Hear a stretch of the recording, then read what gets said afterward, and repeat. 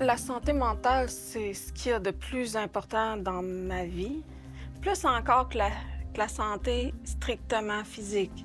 Pour moi, la santé mentale, ça passe principalement par les enjeux de neurodivergence. Que ça évoque le terme de la santé mentale, c'est sûr qu'il y a les maladies mentales qui sont plus ponctuelles, des troubles qui sont plus permanents qu'un individu naît avec. J'ai l'impression que les deux ont un impact sur la santé mentale de quelqu'un. C'est un concept très élastique. C'est intimement lié à la condition humaine. Prendre soin de soi, beaucoup de douceur envers soi-même, envers les autres, ton entourage. On pourrait faire un bout au-dessus de la haine. Le temps d'une discussion, des gens de tous horizons viennent s'exprimer sur un enjeu d'actualité, mais surtout écouter, afin de déconstruire les peurs et comprendre l'autre. Car c'est au-delà de nos chambres d'écho que se trouve la richesse des nuances qui façonnent nos collectivités. Voici Chambre d'écho.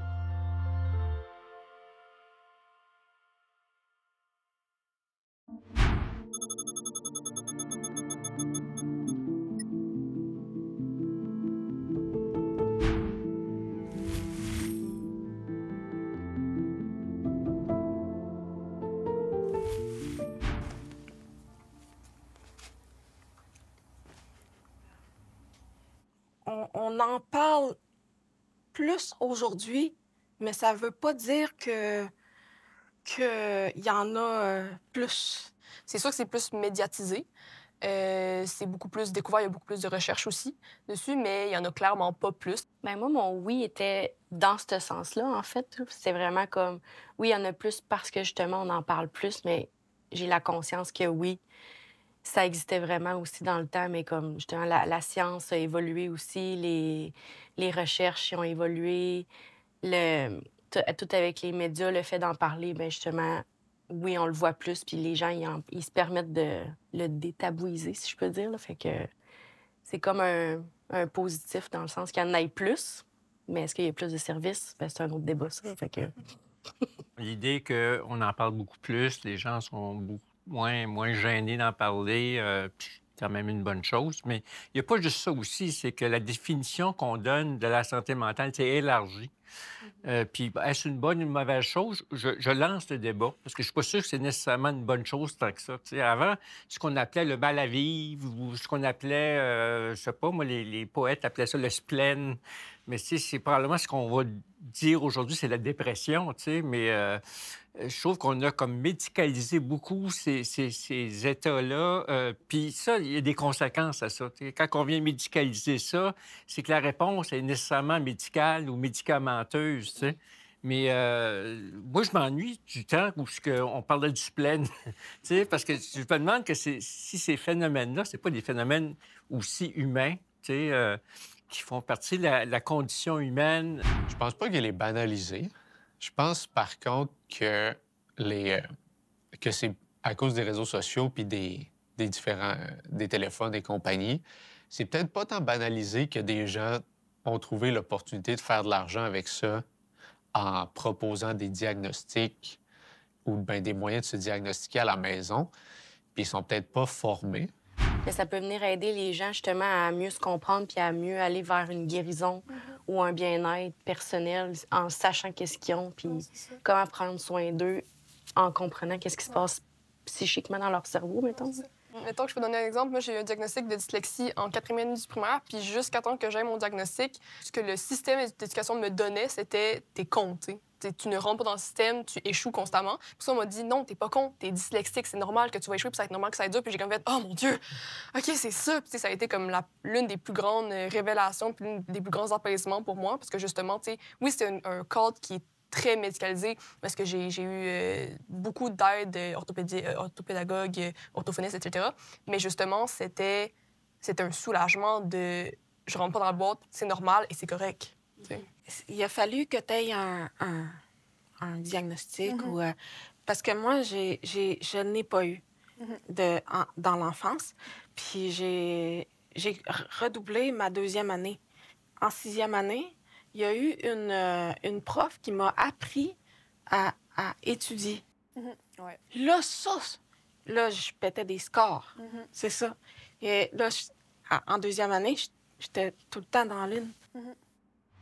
Depuis que je suis médicamentée, qu'on a découvert que j'ai un diagnostic de trouble bipolaire, à ce moment-là, j'ai pu commencer à me soigner. Quand on a mis le doigt sur un problème ou puis qu'on a trouvé des solutions, ça m'a sauvé la vie. Pour ma part, je pense qu'il y en a plus à cause de justement ce que tu as dit, la génétique. Le fait que ça se passe, bien, que ça peut se passer, c'est pas une chance à 100 selon les études, mais le fait que ça se passe, qu'on soit plus sur la Terre en général, puis qu'en plus, il y a aussi une déstigmatisation des troubles de santé mentale ou sinon des maladies mentales, fait que les gens peuvent quand même aller en couple ensemble, avoir des enfants, puis passer ces gènes-là à leurs enfants, ce qui augmente aussi la proportion de maladies mentales. Oui, non, mais c'est sûr que, genre, dans les années 80, il y avait les asiles. Je veux dire, à partir du moment que tu es dans la case santé mentale, c'est terminé. Tu vas dans un asile, tu passes à côté de ta vie là. Fait que c'est sûr qu'il n'y a pas vraiment de possibilité de procréer, mettons. Ouais, mais encore là, tu sais, moi, je pense que je suis un peu en désaccord. Tu sais, la partie génétique, elle vaut combien sur l'affaire? Il y a aussi d'autres variables qui viennent jouer, puis on ne sait pas là-dedans, parmi ces variables-là, quelle est la cause, quelle est la conséquence. Donc, on se rend compte aujourd'hui, je pense que s'il y a un consensus qui se dégage au niveau scientifique, c'est beaucoup plus complexe qu'on pensait que ça l'était. Puis ça ne se résume pas juste à une question de neurotransmetteurs, là.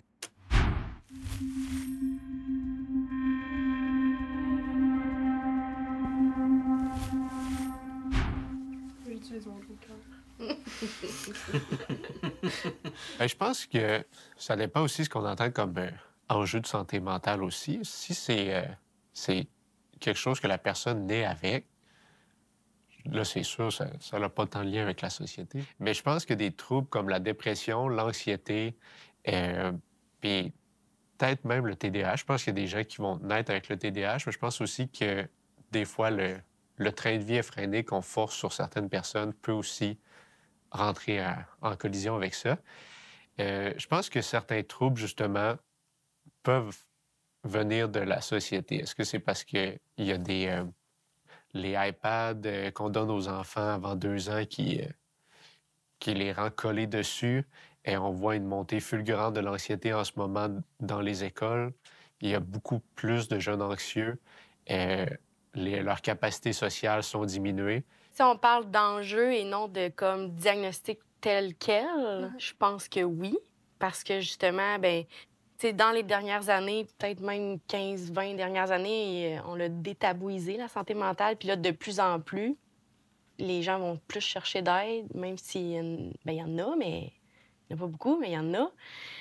Fait que oui, je pense que c'est les stéréotypes de la société aussi qui pèsent, qui mettent de la pression sur un individu. Bien, ça peut amener des enjeux en santé mentale. On a parlé de beaucoup de troubles anxieux. Fait que ça, je pense, c'est comme un... Il est bien populaire, là, ce trouble anxieux-là. On s'entend. Dans mon ancien parcours de carrière, en tant qu'éducatrice spécialisée au scolaire, je l'ai vu beaucoup qu'il y avait des classes, justement, de comme 20, 24 élèves. Puis sur les 24 élèves, bien, il y avait comme 16 élèves avec des plans d'intervention. Je pense qu'on peut voir ça gros, mais que les enfants aient ces diagnostics-là, bien, justement, ça montre à quel point il faut mettre des mesures adaptatives pour eux, pour leur réussite. Puis pas juste pour leur réussite académique, mais pour leur réussite, leur bien-être, leur estime, leur confiance, tout ce qui est le social. C'est des apprentissages qui se font au scolaire aussi, qui sont vraiment plus importantes, selon moi, que l'académique aussi. Moi, je suis allée chercher un diagnostic quand j'étais en arrêt de travail. Puis ça s'est venu comme vraiment éclairer bien des choses sur des années avant de pourquoi j'étais comme ça. Puis mon entourage, il savait pas trop comment me prendre aussi parce que j'étais comme à cran. Fait que c'est ça. Puis ça m'a amené justement à prendre une médication pour comme venir prendre soin de moi. Fait que cette médication-là, elle m'aide à vraiment stabiliser mes SPM, mais aussi mon anxiété qui est en dehors de mes SPM aussi. Fait que je l'aime, ma petite pilule. Je suis un peu d'accord, mais par rapport à l'individuel, ça a des conséquences au niveau de l'individu. Ça, c'est indéniable. Au niveau des causes, c'est plus complexe. Puis je trouve qu'on vient occulter souvent les questions plus collectives ou les enjeux plus sociaux. Donnez un exemple. Prenons l'épuisement professionnel, ce qu'on appelle le burn-out. Parlez-en à les compagnies d'assurance. Il y a une explosion de gens qui sont en congé de maladie en cause que soit un burn-out, épuisement. C'était pas comme ça avant. C'est comment ça que nos milieux de travail sont devenus des usines à burn-out? Parce qu'avant, ça arrivait, là, mais puis moi, je pense qu'il y a des environnements qu'on s'est créés, dont celui du travail, mais pas juste celui du travail. On parle peut-être tantôt, quand tu parlais tantôt des jeunes de 2 ans qui sont... moi, je pense qu'il y a des facteurs environnementaux comme ça qui fait qu'on est en train de se créer un environnement qui est malsain, qui est toxique par rapport à la santé mentale. Puis je pense que ça, il faut poser des questions. Puis les questions qu'il faut poser, c'est au niveau social, c'est au niveau plus large que les conséquences individuelles. Il y a des gens pour lesquels ils vont être beaucoup plus affectés que d'autres. Mais quand tu vas au-delà de ça, tu dis quel genre d'environnement qu'on est en train de s'aménager. Je pense que c'est un tout. On peut pas dire... Moi, je pense qu'on peut pas dire que c'est un ou l'autre, là.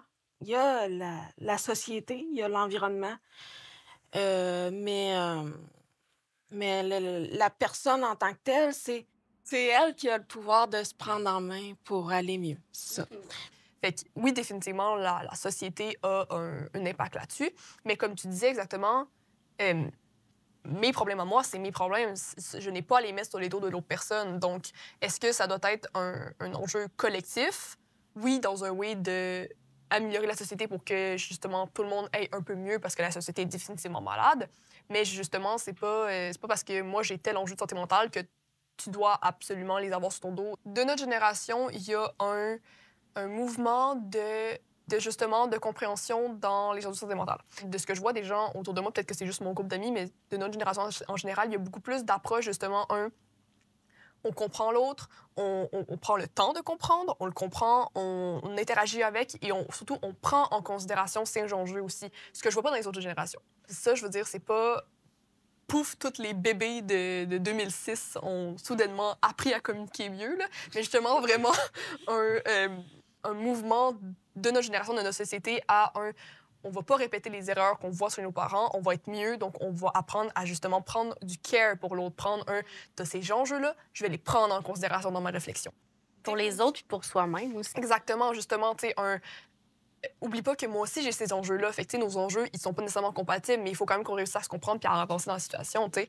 La santé mentale, ça se cultive. C'est comme du jardinage, tu sais. Puis je pense qu'il faut faire attention à comment on fait pour réunir ces conditions-là. Comment on fait pour travailler le terreau pour que finalement les gens puissent... Il n'y a rien de magique, là, mais que les gens sont plus susceptibles de se rétablir. T'sais.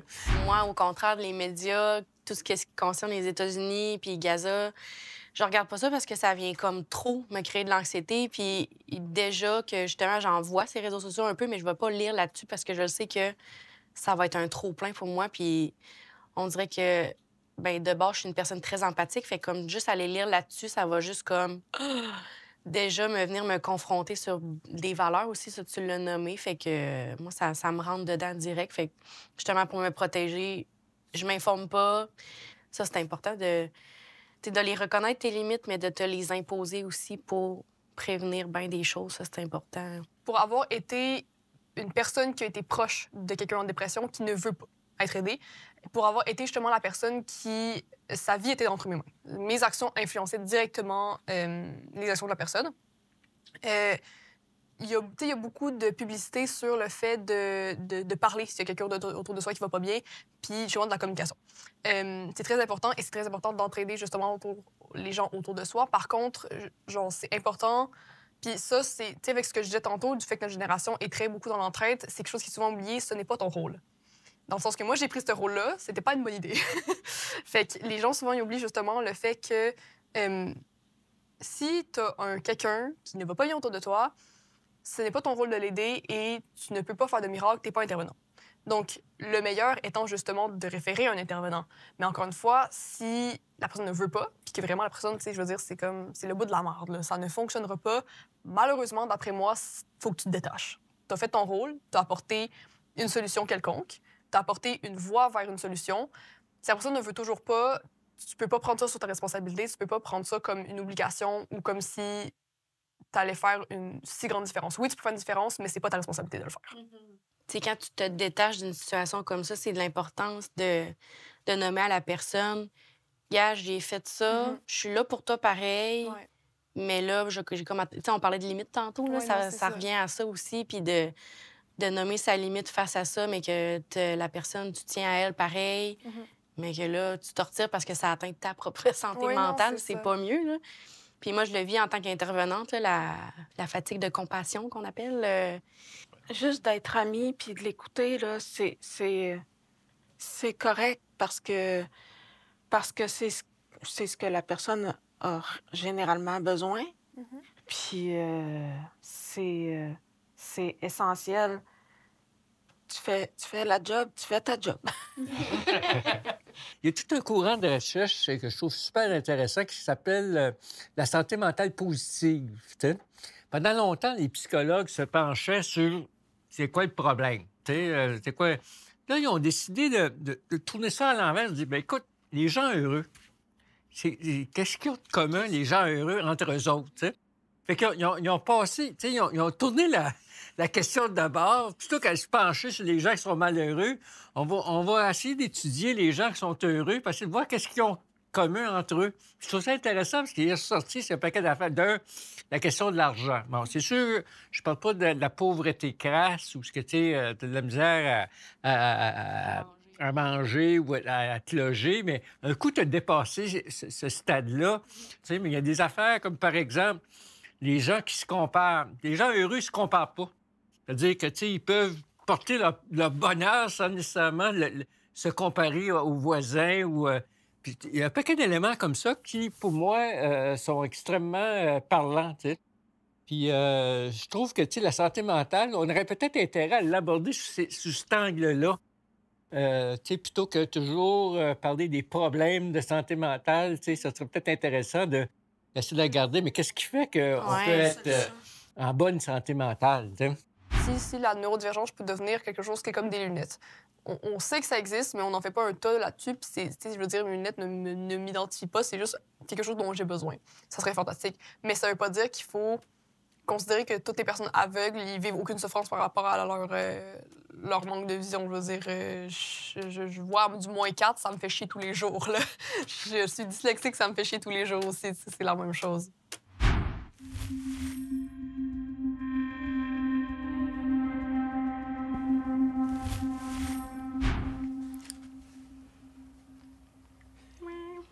Il y a un phénomène qui est particulier des gars, hein? C'est culturel, on s'entend, là, tu sais, je pense pas qu'on est né comme ça, mais tu sais, on a aussi, je te dirais, des façons d'être qui est propre à être un gars. C'est un peu genré. La santé mentale, c'est aussi genré, hein? C'est pas... Malheureusement, ça s'exprime de façon genrée aussi, là.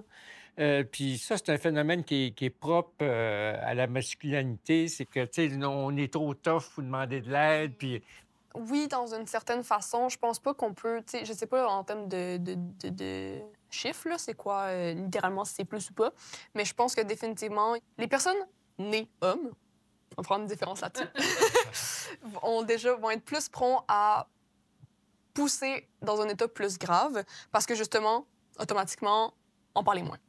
Si je parle d'expérience personnelle, ça m'est déjà arrivé de parler avec un dude qu'on parlait de la vie. Puis à un moment donné, je suis allée toucher un point, puis là, je l'ai vu, il s'est refermé directement, il voulait pas en parler. Puis cette personne-là, j'ai appris à la connaître et après plusieurs années de parler, j'ai finalement compris c'était quoi. Puis c'était pas un sujet sensible, c'était vraiment on lui a appris à ne pas en parler. On lui a appris dans toute son enfance, toute sa vie, c'est tes problèmes, c'est tes problèmes, t'en parles pas parce que tu penses que t'es supposé être fort, tu sais.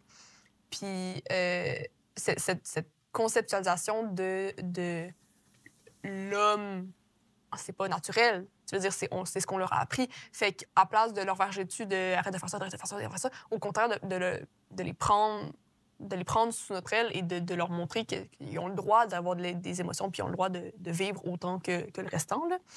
Puis il y a une question là-dedans, la transidentité que je ne vais pas aborder au complet parce que c'est un autre gros sujet, mais justement qui est, je trouve, très intéressant. Il y a beaucoup de personnes autour de moi qui prennent la testostérone et factuellement, là, les personnes deviennent plus colériques.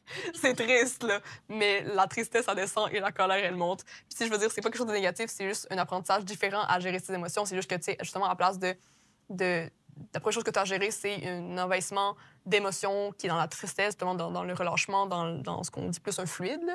Ça va être justement une gestion d'émotions qui est plus comme carrée, qui est plus agressive. Mais dans les deux cas, c'est correct. Puis dans les deux cas, c'est un apprentissage. Mais je vois quand même la différence entre les deux. Puis des fois, c'est très, très drôle de voir une personne passer complètement de l'un à l'autre, de juste quelqu'un qui est supposé quand même être de même. Puis là, après 2 mois, tout le temps. Là. Personnellement, je pense pas avoir déjà entendu... Ben, en fait, oui, je l'ai déjà entendu, mais qu'on me le dise à moi que les hommes ne devraient pas parler de leurs émotions, je pense pas qu'on me l'ait déjà dit. Ça n'a jamais été quelque chose qu'on m'a martelé à me dire ou quoi que ce soit. Par contre, j'ai l'impression, en tout cas pour ma part, que ça vient peut-être plus des exemples de rôles qui sont affichés dans la société puis dans les médias qui rendent l'expression des émotions ou comment les ressentir différentes. Je suis pas porté à aller demander de l'aide, je pense. Principalement parce que j'ai de la difficulté souvent à formuler ce que j'ai envie ou ce que j'ai besoin. J'ai l'impression que quand j'ai besoin d'aide, j'ai pas... j'ai comme pas l'énergie ou l'idée me vient pas assez vite de comment la formuler. Souvent, j'ai l'impression que ça me tanne plus qu'autre chose parce que c'est pas la façon que j'aurais eu envie que ça arrive. Les démarches. Exact. Parce que j'arrive pas à le formuler assez précisément moi-même pour l'autre personne. Parce que c'est surtout ça qui est difficile quand on demande de l'aide, c'est que ça doit venir de quelqu'un d'autre, mais il faut que ça vienne pour toi. De te faire comprendre. Là. Exact. Mm-hmm. Je suis un gars de ma génération, là. Demander de l'aide, c'est sûr que, tu sais, faut que tu passes au travers de... Tu sais, tu sais, moi, le problème que j'ai, c'est que, tu sais, aller chercher de l'aide en santé mentale, c'est que je travaille en santé mentale. Je connais tout le monde, tu sais. Fait que là, je ferais ça comment? Tu sais, m'amener, bon, tu sais, j'appelle à la cachette, là. De là, ton... J'essaie de cacher ma voix. Il y a beaucoup de gens qui viennent essayer de contredire ces stéréotypes-là aussi. Tu parlais de la grosse montée de masculinisme. Mais je pense que ça fait réveiller les gens aussi de comme, là, c'est parce que ça marche pas, ça, tu sais. Il y a d'autres choses. Puis, tu sais, dans les médias, dans les films, il y a de plus en plus de choses qui se font aussi qui viennent comme adoucir un peu tout ça. Oui, ça prend de la volonté, mais ça prend du soutien. Mais ça, c'est à mettre de l'avant, justement, dans la société pour venir déconstruire ça puis de le prioriser, si je peux dire. Parce que les hommes ont besoin de douceur aussi. Si on se parlait doucement sur un autre temps, dans un autre champ de vision. Ma tête, des fois, est comme pleine d'opinions, mais je suis comme... je sais pas comment les dire, là. Non, ici, c'est vraiment un défi très personnel de, comme, justement, venir nommer des choses, puis surtout sur la santé mentale, que ça me tient beaucoup à cœur, fait que... Ouais, généralement, non, je suis correcte avec ça, mais des fois, ça dépend de qui, mais moi, je suis un livre ouvert. Ouais. Pour ma part, je me sens pas inquiet de partager mes opinions. Je n'ai pas l'impression d'en avoir des traits polarisés. Comme on a vu aujourd'hui, tout le monde était pas mal d'accord, mais j'ai... Je dirais pas que c'est malsain, mais j'ai une appréciation certaine à confronter les gens. Si je suis confrontée à une opinion complètement contraire à moi, pas négative, mais complètement contraire à moi, c'est comme le meilleur moment où je peux apprendre. Moi, c'est un peu par déformation professionnelle, hein? Parce que j'ai passé ma carrière à m'assiner, puis bon, surtout dans des milieux qui n'étaient pas nécessairement d'accord avec moi, mais tu sais, des fois même, je prends plaisir, là, j'ai l'opinion facile, tu sais.